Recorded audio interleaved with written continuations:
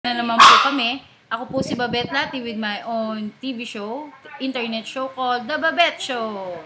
And once again, due to insistent public demand, I have Attorney Joe Lati as my guest. Good afternoon. Good afternoon, Attorney. Good evening. Okay. Attorney, ang question natin from the internet. Pagka po ba, halimbawa, yung matangos ang ilong mo, no? Ibig sabihin po ba nun, Amerikano ka?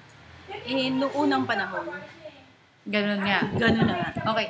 So, ibig pong sabihin ba nun, pag pango ang ilong mo, ikaw ay Pilipino? Noong unang panahon. Ganun.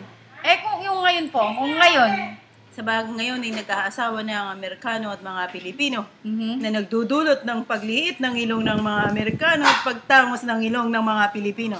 Ba, maganda po ang sagot. Andito po tayo. We are joined now by another one of my guests, si Kagawad Ea Lati Raimundo.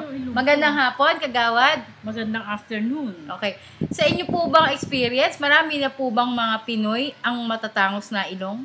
Marami na dahil sa bisa ng siyensya. Sa siyensya Yes. naman. Salamat, Doktor. Salamat, Doktor. Doktor. Ano naman po ang masasabi nyo sa mga taong baliko naman ang ilong?